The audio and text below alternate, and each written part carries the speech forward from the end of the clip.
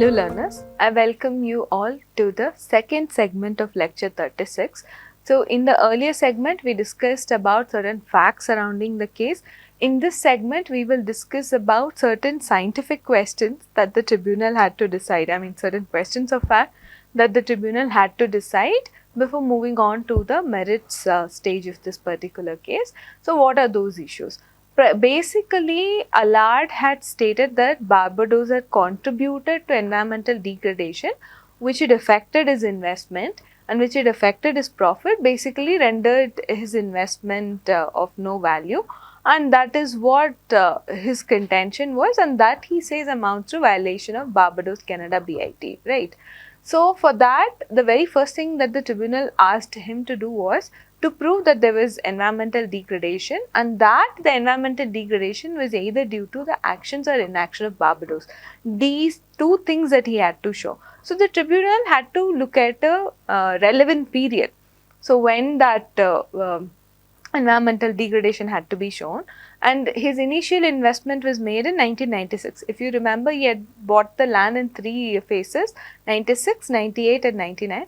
So the tribunal looked at or kept 1996 as the starting time of the relevant period, and then he closed the sanctuary in 2009. So from 1996 to 2009, if he shows environmental degradation, and that he also has to show that it was due to the actions or inactions of Barbados, that is when the tribunal will accept his claim that Barbados had violated the provisions of BIT and all of that. Right. So, how do you show that and there was an environmental degradation? There are various factors that the claimant had relied on. One, he said there was a decrease in water salinity, there was decrease in other water quality parameters, and the mangrove health was affected.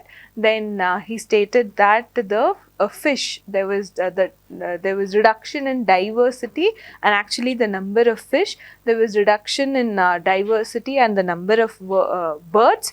Then there was reduction in the number of fiddler crabs that used to be there in the sanctuary. So basically on 6 parameters, the claimant stated that he could show that there was environmental degradation. So with regard to water salinity, as we all know, the sanctuary had mangroves. Mangroves thrive only in case of salt water, right? So water salinity is something that has to be maintained in the sanctuary, and as per the evidence, what they could see, the tribunal could see, was there was a general decrease in the level of salinity, but that is not something that could be attributed to any action or inaction of Barbados. And was there, and that too, the claimant could not show anything during the relevant period. There was anyway a general decrease in the salinity level. The same goes for other water quality parameters as well. And now here he'd shown that the fishes, a lot of fish have died, and all of that water quality has reduced, and then they relied on the monitoring programs report with regard to water quality. That again happened in 2001-2003. Then that was again compared with the 2010 data which was collected by the claimant's expert. So there was no available data with regard to the water quality during the relevant period. And therefore, because there was lack of available data, the tribunal was not convinced with regard to the second aspect also, that is water quality parameters. Then coming to the third point was with regard to the mangrove health. Mangrove was also one of the main component of the sanctuary, and mangrove thrives in, when does it thrive? In salt water.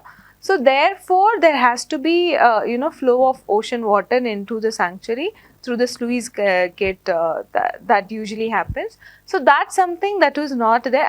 It's not like the mangrove will die completely in fresh water. It will still live, but then with the fresh water there could be other invasive species and all of that, and if there's one storm, one lightning, that could completely destroy the mangrove. So what the tribunal noted was, whatever the claimant was saying with regard to an adverse effect on the mangrove, that's something futuristic in nature.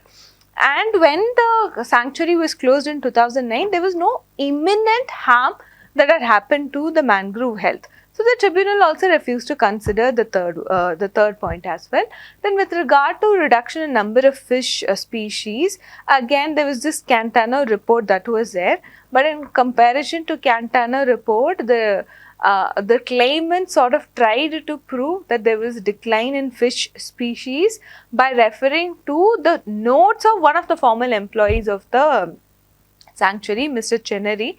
So Chenery would observe the kind of fish species that were available, make notes. So then the tribunal said it's no match. I mean, somebody's visual observation without a proper methodology and all of that. So there is no match, and the tribunal did not accept the claimant's contention even with regard to decline in fish species as well. Then with regard to lack of bird diversity, so there also the claimant relied on the notes made by Mr. Chenery by visual sighting. He would take a walk, it seems, around the sanctuary, and then he will look at a bird and then he will note down, okay, this bird is there. And that is also not, he would not regularly do it. What if one day he didn't go for a walk? So there was no authoritative data with regard to that. But the claimant compared the data that was taken when the Graham's Hall swamp was nominated under as Ramsar site and the Ramsar Convention. So that point of data was compared with Chenery's notes, but the tribunal refused to accept it because there was no methodology with which Chenery had made an observation. It was just visual observation. And with regard to the health of crabs also, we could see fiddler crabs. So claimant stated that there is a decrease in the number of fiddler crabs, and that also they relied on Chenery's notes, but that is also based on his visual observation. The tribunal was not convinced with regard to the claimant's argument. So basically, the claimant had a problem with regard to three issues. What are the three issues? One, the claimant had a problem with regard to the sewage spill, but then the sewage spill is something that happened in 2009, and even after the sewage spill, the Barbados water authorities had come and tested the waters, and all of these were done. Right, so there was nothing, not a very major environmental harm that had resulted from the sewage spill, and also that happened long back, right after he opened his sanctuary, and he closed the sanctuary only in 2009. So there was no harm that he could show because of the sewage spill that had happened in 2005.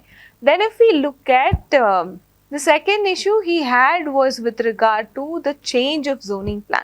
So 1986 plan had put the land on which the sanctuary was built for recreational and agriculture purpose, but the 2003 plan, which was adopted in 2008, changed the use to residential uses and urban corridor. So then he says if there are many urban activities, and there are many commercial activities that happens because of the change in zoning plan, that may increase the number of pollutants in the sanctuary and again environmentally damage the sanctuary and thereby damaging his profit, his investment and all of that, right?